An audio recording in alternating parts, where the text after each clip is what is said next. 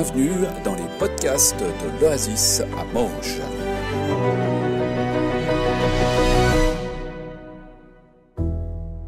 Bonjour tout le monde. Ça me fait très plaisir d'être avec vous ce matin, d'être accompagné de Camille aussi. C'est toujours pour moi quelque chose de rassurant aussi qu'elle soit là. J'apprécie qu'on puisse être les deux, même si c'est moi qui parle. Quelque part, elle a aussi une grande influence là-dedans. En quelques mots, parce que voilà, c'est sûr que c'est toujours super de savoir d'où la personne vient, celle qui s'adresse à nous. Mais voilà, j'aimerais qu'on passe un maximum de temps sur ce thème. Donc, je m'appelle Marc Waldman, j'ai grandi à Pantin, un petit village près de l'entrée d'autoroute vers Cossonay. Et puis là, on est mariés depuis 6 ans avec Camille. Avant ça, moi, j'ai fait le gymnase, j'ai fait Emmaüs après, où j'ai eu le plaisir d'être notamment enseigné par David Richir. Et puis ensuite, j'ai basculé dans un autre domaine de formation. J'ai été à l'université à Lausanne en sciences du sport. Puis j'ai fait une mineure en géographie. Puis après ça, j'ai encore changé. Enfin, c'était nécessaire. Je suis allé à la Ligue pour la lecture de la Bible pour faire mon service civil, où j'ai eu l'occasion de côtoyer Pascal Grosjean. Et après ça, je suis revenu à cette première formation. J'ai été pasteur d'une petite église dans le Pied du Jura qui s'appelle la Stami Pied du Jura, que j'ai quitté en été 2022, avec une année de transition. On a rejoint l'église de Launay à ce moment-là. Et maintenant, je me forme à la HEP à Lausanne pour enseigner le sport et la géographie à l'école. Le pastorat me tient toujours à cœur, peut-être en équilibre avec un poste dans l'enseignement et puis faire du 50-50 comme ça. Et c'est vrai que ça m'arrive régulièrement de discuter avec des gens puis de ne pas trop voir le lien entre les deux. Des non-croyants aussi, ils disent « Attends, tu fais théologie, puis après tu fais en sport, il n'y a pas trop de lien. » On le voit peut-être plus en tant que chrétien. Et puis, c'est vrai que moi, c'est quelque chose qui a toujours été important pour moi, d'avoir du sens dans ce que je fais. Et c'est ce que j'ai essayé de faire tout au long de ces choix. Ça a été difficile, franchement. Des fois, on se demande bien ce qu'on va faire de nos vies, en particulier quand on est jeune. Pour ce qui vient après, je ne sais pas, parce que je n'ai pas encore passé par là. J'imagine que ces questions de sens, elles continuent à être importantes. Et ce que j'ai recherché au travers de toutes ces décisions, c'est l'authenticité aussi. C'est d'être vrai avec qui je suis. Et quand je dis avec vrai qui je suis, ce n'est pas juste moi qui détermine qui je suis, c'est Dieu. C'est Dieu qui me donne, qui m'a pensé, qui m'a créé avant même que mes parents aient pensé à me concevoir. Et j'essaye d'être cohérent avec ça, j'essaye d'être authentique. Et c'est un peu le sujet de ce que j'aimerais aborder ce matin. Une foi qui est concrète, une foi qui est authentique. Avoir un quotidien, avoir une vie avec des décisions qui sont ancrées dans cette chose qui nous dépasse, qu'est le plan de Dieu. Et en même temps, dans un quotidien où on pourrait tout à fait l'ignorer. Et moi, j'ai à cœur de pouvoir adresser justement cette authenticité, cette foi qui est concrète. Parce que, à côté de la HEP, je suis engagé par la FRE comme coordinateur jeunesse. Et donc, on s'intéresse à la tranche d'âge 15-30 ans.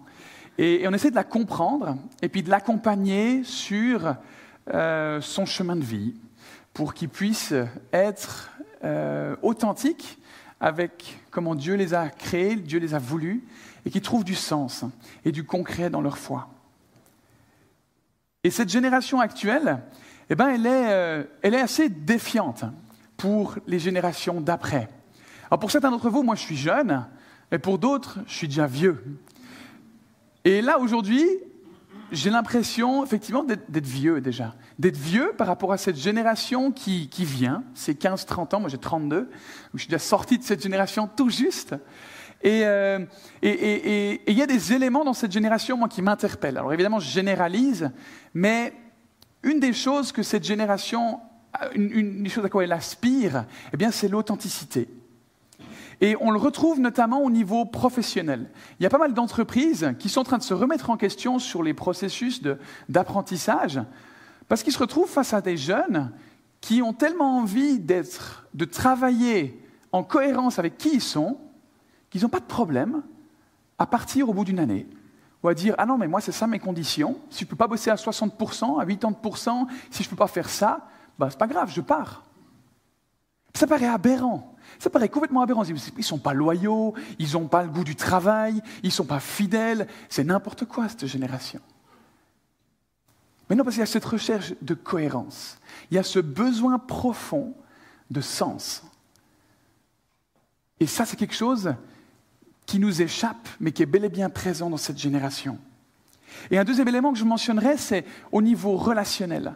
Il y a ce besoin d'authenticité au niveau relationnel.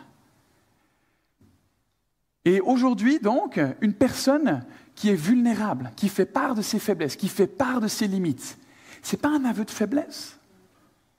C'est au contraire de l'authenticité. Quelqu'un qui est fort et stable dans qui il est, parce qu'il n'a pas peur de dire ce qui dysfonctionne. Et pour cette génération, et c'est très important, cette authenticité dans les relations. Alors bien sûr, c'est le beau côté, mais il y a aussi des paradoxes, parce qu'ils sont à la recherche de cette authenticité, et puis aujourd'hui, au contraire, on a ces réseaux sociaux qui sont tout sauf authentiques, où il y a cette recherche de dégager une image de la personne parfaite, qui n'a pas de problème, on sourit, on adapte ses photos, on montre ses vacances, on ne montre pas les sacs poubelles et puis tous les détritus qui sont dans la rue à côté, ça on ne le montre pas, on montre la belle plage. Et ça c'est un paradoxe complet, on recherche cette authenticité et de l'autre, il y a des domaines, en fait il ne faut surtout pas la montrer cette authenticité, il faut surtout réussir à montrer une image bien claire et précise de qui on veut être, même si on ne l'est pas. Mais cette authenticité, ce concept d'authenticité, ça ne date pas d'aujourd'hui. Ça date d'il y a des milliers d'années. La Bible en parle à de nombreuses reprises. Et pourtant, aujourd'hui, il y a de nombreuses personnes, des jeunes en particulier, qui reprochent au christianisme d'être rigide, d'être superficiel, de n'être qu'un ensemble de règles et de lois à respecter. Venir au culte le dimanche matin, lire sa Bible, ne pas jurer, etc. Et ils voient la foi, donc, comme cet ensemble de règles. Et ça n'a pas de sens. Si on applique juste des règles, parce que c'est des règles, puis qu'on n'arrive pas à répondre à « mais pourquoi on fait ça ?» Effectivement, ça n'a pas de sens. Et ça, c'est vrai qu'il faut le reconnaître. On a de la peine à répondre au « pourquoi ». On a de la peine à répondre à « pourquoi on a besoin d'être secouru ?» Et puis, comment on est secouru, en fait ? Oui, Jésus, il est mort et ressuscité. Ok. Pourquoi ? Qu'est-ce que ça a comme influence sur mon quotidien, sur ma vie, sur je me lève le matin, je vais au travail. Je fais face à mes collègues avec qui c'est difficile. Je fais face à mes copains de classe qui me jugent, qui me critiquent. Comment ça a du sens tout ça ? Comment ça a du sens de venir le dimanche et puis de me lever le lendemain, puis moi je dois faire un lien entre les deux ? Je ne comprends pas. C'est quoi le lien ? C'est quoi le sens que je donne à ça ? Pourquoi est-ce que ça c'est nécessaire ? Pourquoi est-ce que c'est bon ? Et ça, il faut le reconnaître. On a de la peine à y répondre. Souvent, on donne des réponses parce qu'on a 20 ans de vie chrétienne derrière nous, puis on répond comme si on parlait à une personne qui a 20 ans de vie chrétienne derrière elle. On part du principe qu'on sait tout du péché, qu'on sait tout de ce que c'est la gloire de Dieu, le royaume, etc. Puis on s'adresse à des gens qui ne savent pas ou qui savent peu. Évidemment que ça n'a pas de sens. On a besoin de travailler à répondre à ces pourquoi, revisiter ces notions qui sont acquises depuis longtemps, mais qui ont besoin d'être réajustées à aujourd'hui. Et Jacques, il en parle d'une très bonne manière. Alors comprenez-moi bien, je ne remets pas en question l'authenticité de notre foi. Je ne suis pas en train de dire maintenant on a des mauvais chrétiens, des mauvais croyants. Je suis en train de dire que dans notre cheminement de vie, ça nous arrive de nous égarer. Ça nous arrive de nous égarer de quelque chose qui avait vraiment du sens, qui était vraiment ancré dans le concret, pour devenir finalement plus qu'un concept théorique, qui est détaché de notre quotidien.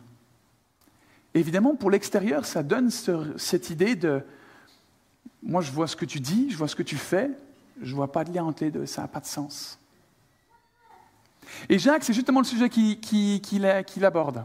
Et Jacques, c'est un gars, si vous ne connaissez pas, il aime bien un peu il n'y va pas par quatre chemins, il est direct. Voilà ce qu'il dit dans Jacques 2, versets 14 à 20. « Mes frères », dans d'autres versions, « et sœurs, à quoi cela sert-il à quelqu'un de dire « j'ai la foi » s'il ne le prouve pas par ses actes? Cette foi peut-elle le sauver?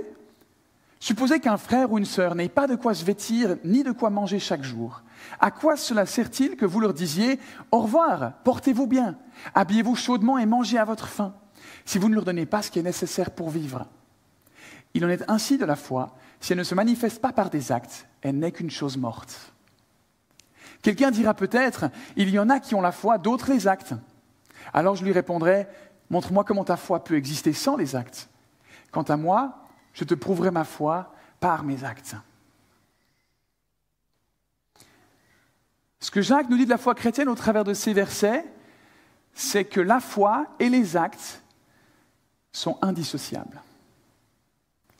Et on pourrait penser que c'est légaliste, qu'en fait la foi, du coup, c'est des actions, c'est des œuvres. Et puis Dieu sait que l'Église a mal géré ça sur pas mal d'années, en pensant que c'était les actes qui nous sauvaient. Et ce n'est pas ça que Jacques veut dire. Regardez ce que Paul dit dans Éphésiens 2. En effet, c'est par la grâce... j'y viens pas là. En effet, c'est par la grâce que vous êtes sauvés, par le moyen de la foi. Ce n'est pas les actes qui nous sauvent, et ce n'est pas ce que Jacques est en train de dire. C'est la grâce qui nous sauve. C'est le fait de reconnaître que Jésus est Sauveur et Seigneur, qu'on a fait du mal et qu'on a besoin d'être pardonné de nos erreurs. C'est la grâce qui nous sauve, on ne le mérite pas. Mais qu'est-ce qu'il dit Paul après? Nous avons été créés en Jésus-Christ pour des œuvres bonnes que Dieu a préparées d'avance, afin que nous les pratiquions. Des actes. La grâce et les actes, indissociables. Ça va ensemble. Et c'est ce que Jacques soulève dans ce passage. Donc Jacques, dans ce passage, on va y aller un peu plus en profondeur. Il soulève 4 choses qu'une foi concrète n'est pas. Pour nous dire, voilà le chemin qu'il ne faut pas emprunter. Et il finira par nous dire, voilà le chemin à emprunter pour vivre une foi concrète. Alors au verset 14, je le reprends, on l'a déjà lu, il dit, excusez-moi, je me suis perdu. « Mes frères, à quoi cela sert-il à quelqu'un de dire « j'ai la foi » s'il ne le prouve pas par ses actes? Cette foi peut-elle le sauver ?» Ça nous amène à ce premier point, cette première chose qu'une foi concrète n'est pas, une foi authentique. Une foi authentique, c'est plus que des paroles que je dis, c'est aussi des paroles. C'est aussi dire que Dieu existe, qui nous a sauvés, mais pas seulement. Et c'est pour ça que je mets « c'est plus que ». C'est pas seulement. On ne peut pas se reposer là-dessus. On ne peut pas penser qu'on a une foi qui est authentique, qui est concrète, si on dit que Jésus est notre Sauveur. Ce n'est pas seulement ça, c'est plus que ça. Finir un message par « sois béni », prier avant les repas ou avant de se coucher, connaître des versets par cœur, c'est bien. Mais ce n'est pas des éléments qui démontrent, qui disent absolument que ma foi est authentique.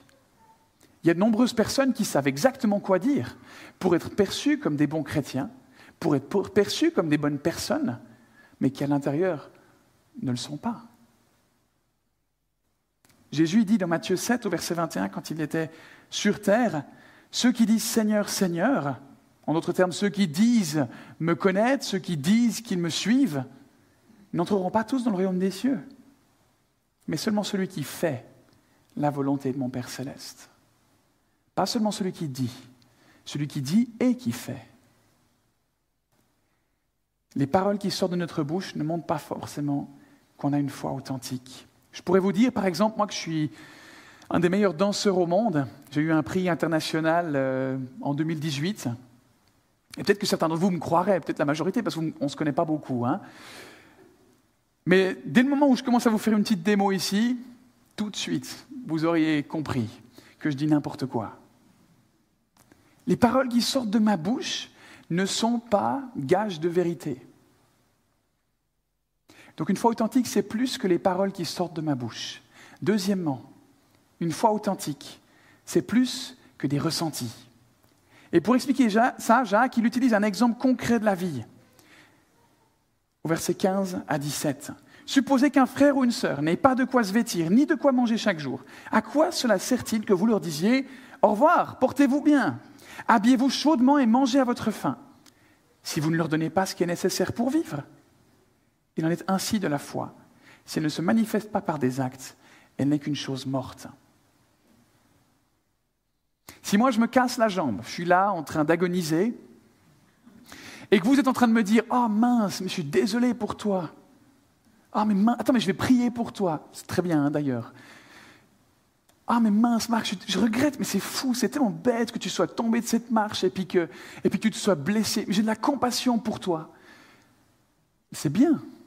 Et moi, je n'ai pas besoin de ça. J'ai besoin que vous preniez votre voiture, que vous m'ameniez à l'hôpital. Du concret, une action. Et c'est ça que Jacques est en train de dire. Si vous avez les moyens de répondre à un besoin et que vous faites que dire, que vous ressentez, ça ne sert à rien. Ce n'est pas suffisant. Ressentez, mais transformez ce ressenti en action. Alors des fois, on est dans une impasse. Des fois, on se sent impuissant. Combien de fois, quand je croise des gens à Lausanne, par exemple, qui sont dans le besoin, une femme, il y a quelques semaines encore, qui me disait, je ne peux pas trouver de travail parce que je n'ai pas de papier, puis en même temps, j'ai besoin de papier pour trouver un travail et un logement. C'est un cercle vicieux. Moi, je suis dans une impasse, je ne sais pas comment l'aider. On se retrouve parfois dans ces impasses. Donc, je ne vous jette pas la pierre, hein. Mais des fois, on a la possibilité d'agir, et puis on ne le fait pas, pour une raison ou pour une autre. Dans ces cas-là, je nous encourage à agir. Prions, demandons ce qu'on peut faire. Prions Dieu et demandons-lui ce qu'on peut faire. Donc une foi authentique, c'est plus que des paroles qui sortent de ma bouche, et c'est plus que des ressentis. Troisièmement, une foi authentique, c'est aussi plus qu'un sujet à débat. Pour certaines personnes, la foi, le christianisme, c'est un sujet intéressant. Et elles vont débattre des heures durant de différents sujets théologiques qui sont importants, qui sont parfois nécessaires. Et moi, ça m'est déjà arrivé, une longue discussion, puis à la fin, on a trouvé un chemin, on a trouvé une piste, puis ça fait du bien. On a l'impression d'avoir fait le travail, on a l'impression d'être arrivé au bout. Mais on n'en est pas au bout. Ce n'est pas suffisant. Parce que je ne mets pas en pratique. Parce que ça ne se transforme pas en concret. Et des fois, on préfère débattre de textes bibliques plutôt que de les vivre. Et on va s'arrêter à la discussion. Jacques, il dira ceci à nous qui faisons ça. Quelqu'un dira peut-être, il y en a qui ont la foi, d'autres les actes. Alors je lui répondrai, montre-moi comment ta foi peut exister sans les actes. Montre-moi comment tes connaissances, elles peuvent exister sans les actes. Quant à moi, je te prouverai ma foi par les actes. La foi, c'est comme les calories.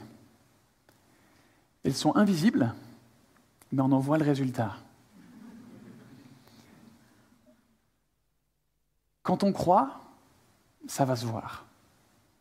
Ce qu'il y a à l'intérieur de nous, on peut le cacher un moment, mais ça va se voir dans nos actions du quotidien.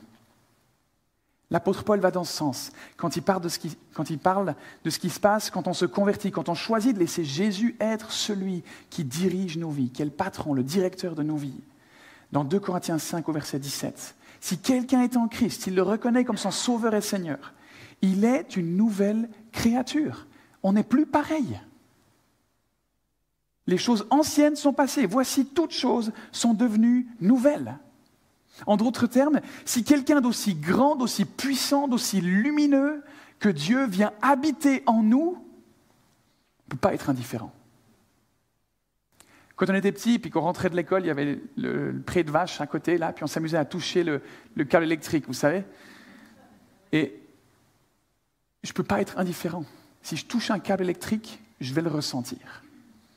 Et là, ça allait. Un câble à haute tension, on va ressentir son effet. De la même manière, si Dieu vient habiter en nous, on va ressentir son effet. Dieu ne peut pas venir habiter en nous. Cette puissance, cette grandeur, cette gloire, cette beauté, cette lumière ne peut pas venir habiter en nous sans que ça produise son effet. Et c'est ça que Jacques est en train de dire. Il n'est pas en train de dire que ce n'est pas bien de débattre, que ce n'est pas bien de discuter. Il est en train de dire, si Dieu est en toi, C'est pas possible que ça ne se voit pas dans tes actions. Et moi, ça m'a interpellé à plusieurs reprises de me dire, ah mais c'est vrai en fait, j'ai l'impression que dans mon quotidien, on ne voit pas que Dieu habite en moi. Seigneur, j'ai besoin de plus de toi. Seigneur, donne-moi de comprendre mieux qui t'es, parce qu'il y a des trucs que je ne comprends pas là. Parce que si je le comprenais, je suis sûr que je ne réagirais pas comme ça. Donc la foi, c'est plus qu'un sujet à débat. Et une foi authentique, dernièrement, c'est plus qu'une conviction. C'est ce que Jacques dira au verset 19 et 20. Tu crois qu'il y a un seul Dieu. Très bien. Les démons le croient aussi et ils tremblent de peur. Insensé que tu es. Veux-tu avoir la preuve que la foi sans les actes est inutile? Il n'y a pas que des croyants qui croient en l'existence de Dieu. Il n'y a pas que des croyants qui sont convaincus que Dieu existe. Satan, les démons, ils sont convaincus de ça. Ils mettent toute leur force à empêcher que des gens puissent y croire. Parce qu'ils sont convaincus que Dieu existe. Parce qu'ils sont convaincus que Dieu change des vies. Donc la conviction, ça ne suffit pas.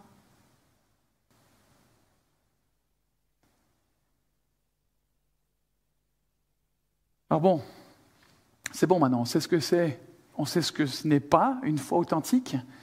Et Jacques va conclure avec 2 exemples. C'est la réponse à sa question ici. Une foi authentique, elle est concrète. Elle n'est pas passive, elle est active. C'est un choix, le choix de se mettre en action. Une foi concrète, c'est une foi qui est active. C'est ce que Jacques dira au verset 26. En effet, de même que le corps sans le souffle de vie est mort, de même la foi sans les actes est morte. Le corps sans oxygène est mort. Le corps sans souffle, sans qu'on puisse respirer, n'a pas de vie. Et c'est ce que les actes sont à notre foi.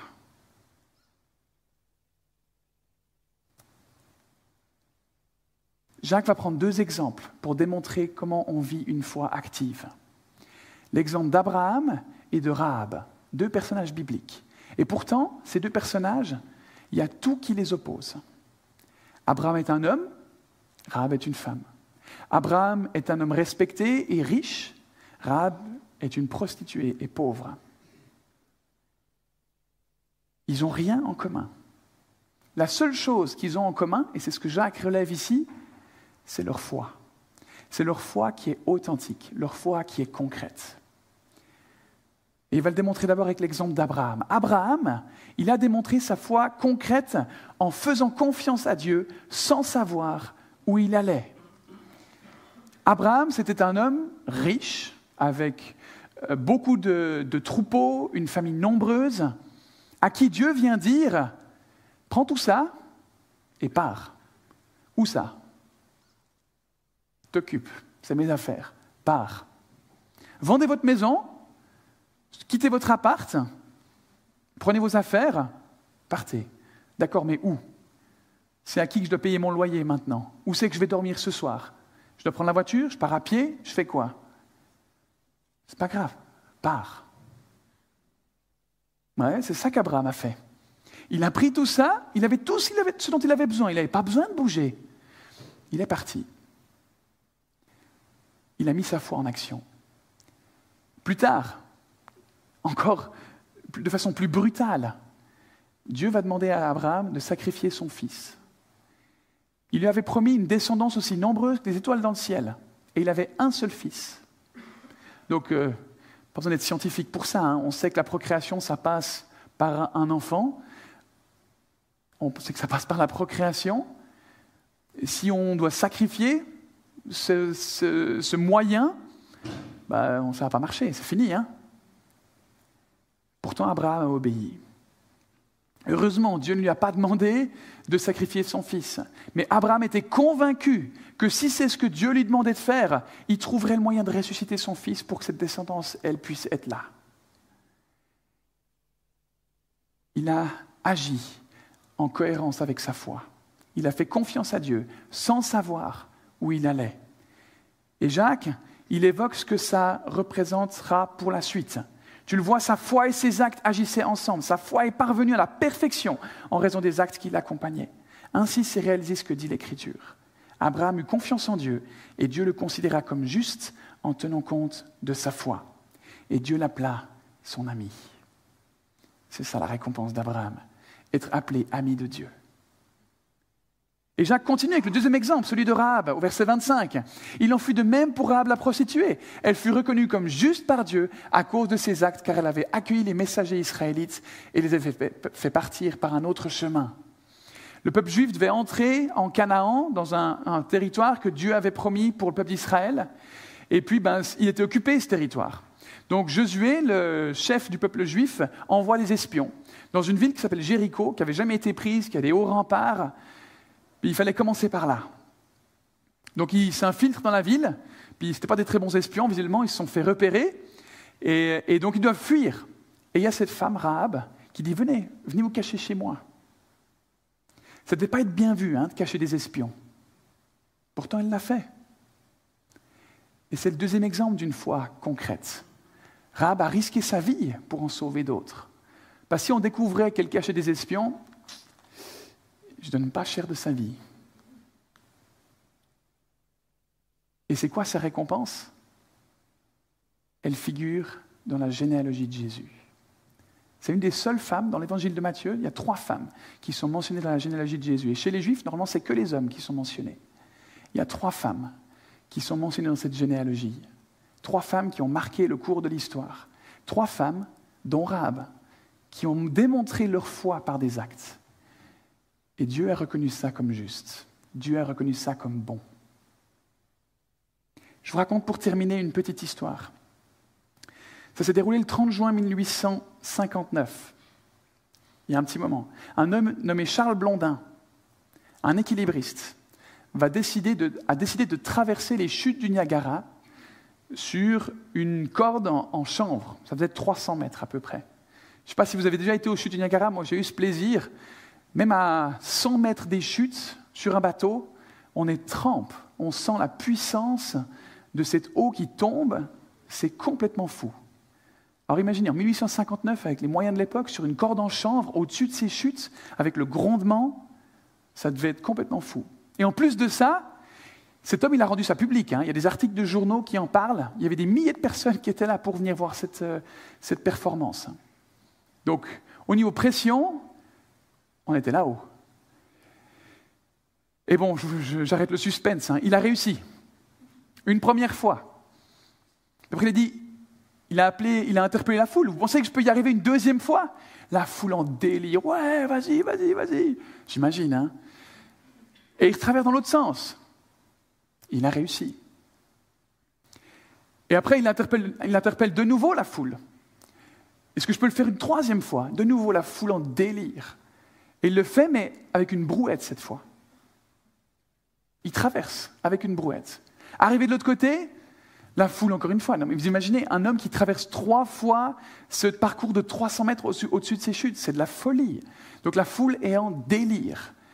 Et il dit, ouais, vas-y, refais-le. Il dit, ok, qui c'est qui monte dans la brouette? Silence radio. Personne ne veut monter dans cette brouette. Une personne s'avance. Et il traverse. Ça marche. La foi, c'est ça. Qui aura le courage de joindre ses actes à ses paroles? Qui aura le courage de monter dans cette brouette? Et c'est avec ça que j'aimerais vous interpeller. Où est-ce que vous en êtes dans votre foi au niveau individuel? Est-ce que vos convictions, vos ressentis, vos paroles, vos connaissances de la Bible sont cohérentes avec ce que vous vivez au quotidien? Quels sont les domaines où vous sentez de l'incohérence, où vous sentez qu'il n'y a pas de sens, où vous sentez que votre foi, elle n'est pas vivante, et où il y a besoin que ce soit revisité? Ça m'arrive de façon hebdomadaire, c'est humain. On est dans notre train-train quotidien, on oublie, et on a besoin de se remettre en question. Pour nous, mais aussi pour ceux qui nous entourent. Parce que c'est un tel encouragement, c'est un tel exemple, c'est une telle force de pouvoir démontrer de l'authenticité, démontrer du concret entre ce qui nous habite et ce qu'on fait à ceux qui nous entourent, que c'est bénéfique pour l'Église. c'est bénéfique pour toute cette génération de jeunes qui arrivent et qui aspirent à avoir du sens dans la foi. À tous nos voisins qui aspirent à avoir du sens à l'Église. À quoi ça sert d'aller au culte le dimanche matin? Et si nos quotidiens le démontraient? Et si nos actions le démontraient? Alors certainement qu'elles le font sur plusieurs niveaux, ou beaucoup de niveaux. Mais on a besoin de poursuivre ce chemin. On a besoin de poursuivre la création de ce pont. Alors peut-être que comme moi, vous avez besoin de vous repositionner à ce niveau-là. Ou peut-être que vous n'avez jamais fait ce lien encore. Vous dites, ouais, j'aimerais m'engager auprès de Dieu. J'aimerais donner ma vie à Dieu aujourd'hui. Je vous invite simplement avec moi pour finir à fermer les yeux. Et puis on va prier.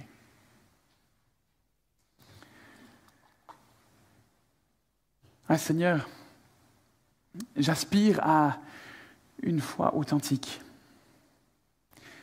J'aimerais vraiment te faire confiance. J'aimerais que tu transformes ma vie pour de bon. Et je reconnais que je ne peux pas vivre sans toi. C'est toi qui es mon sauveur. Et c'est toi qui es le directeur de ma vie. Je ne veux pas juste parler de toi. Je ne veux pas juste dire que je crois en toi. Ou croire en une vérité qui est abstraite. Je veux que ma vie elle soit différente. Je veux mettre ma vie en action. Je veux mettre ma foi en action. Je veux que ma vie reflète ce que tu veux qu'elle soit. Seigneur, je veux te faire confiance, comme Abraham et Rahab l'ont fait. Et je veux monter dans cette brouette. Je te donne ma vie, Seigneur Jésus. Amen.